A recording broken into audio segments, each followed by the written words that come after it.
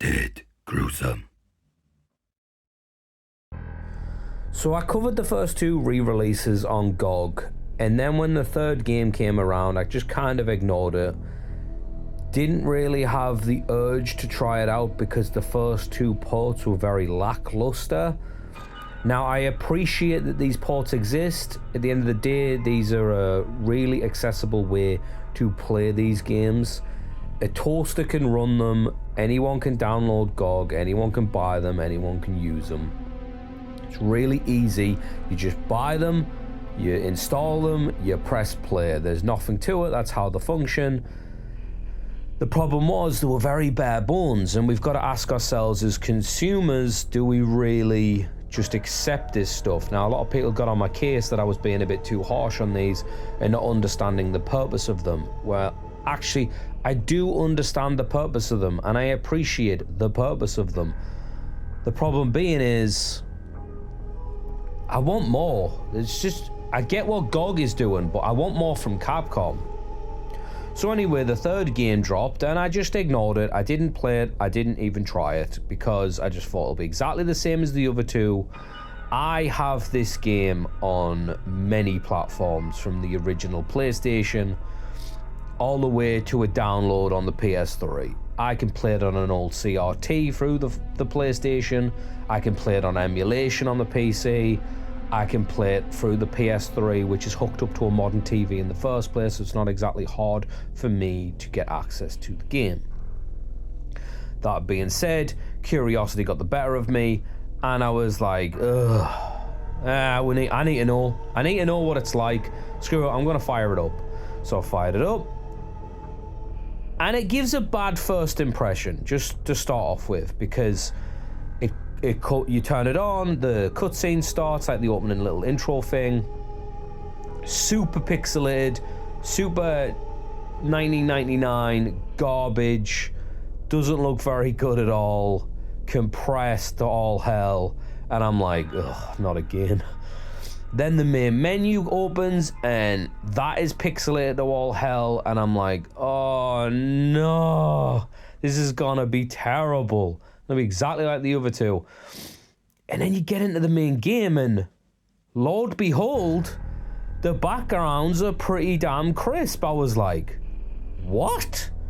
Why is this one crisp and the other one sucks? So I was like, in my head, I was like, have they patched this? Have they, am I misremembering what they looked like a minute ago on PC? So I fired up Resident Evil 2 to have a quick look at that. No, Resident Evil 2 still looks absolutely awful. It does. But Resident Evil 3, it looks pretty crisp. Now, this is no like HD remaster or something, but the backgrounds are not pixelated like compressed messes. Now, it's not perfect, mind you. When you get to the police station, once you get inside there, it's like, whoa, what's going on here? This is pixelated to all hell, like it's running on Resident Evil 2's build. And it's like, what's going on? And then you get out of the police station and everything's crisp again. So it seems like all the environments made for Resident Evil 3, they're all crispy, they're all pretty presentable. I've had no sound issues. The typical like twitching character models from the PS1 era still present on PC, but I mean, that's just a thing that you deal with, right? It's not really a massive flaw. It's still a high resolution. It's got door skip. Like I said, no sound issues. It's honestly, I can pretty much recommend this version of Resident Evil 3.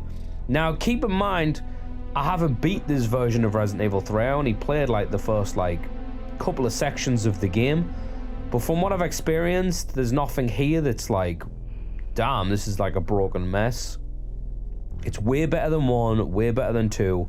And honestly, it's the easiest way to play this version of the game. Like, if you want to play the classics, I appreciate that these exist.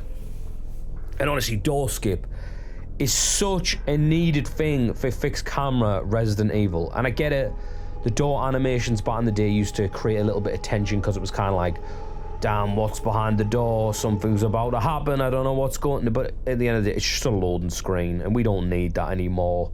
We want to move the game along. We don't want to slow it down. These are already a pretty slow-paced game. We don't need the doors slowing it down even further. So I love the fact that in these 3 releases we can skip the damn doors.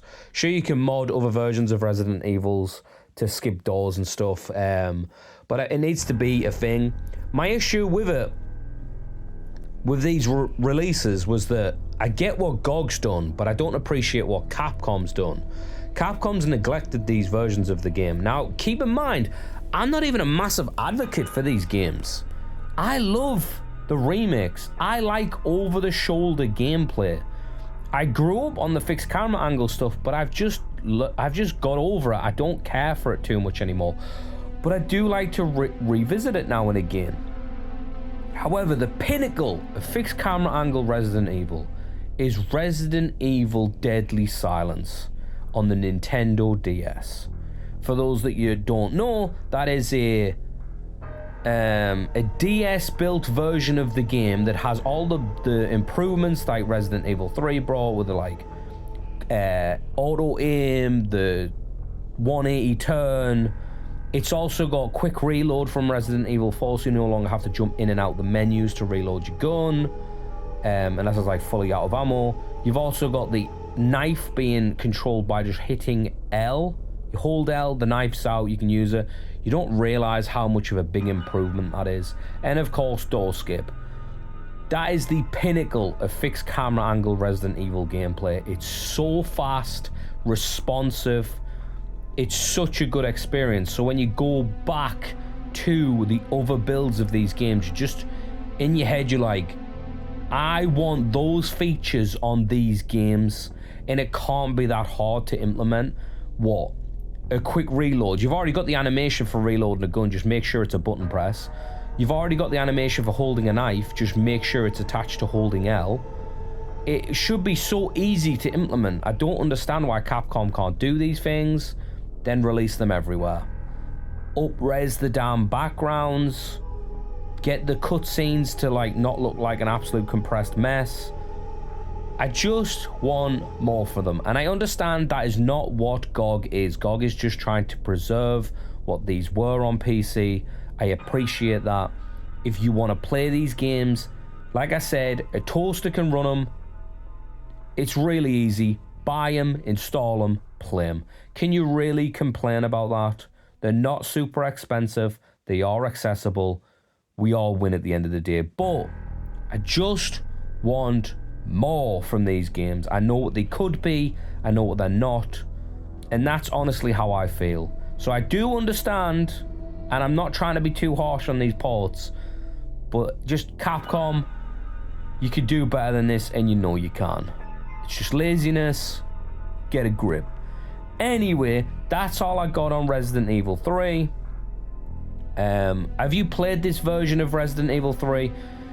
Do you appreciate what GOG's done here? Do you really want these versions on console? Do you want some upgrades to them on console? Would you just be happy with these ports with door skip? Honestly, door skip is so good. Let me know down below. If you're new here, subscribe. But yeah, people, that's all I got. I'll catch you later.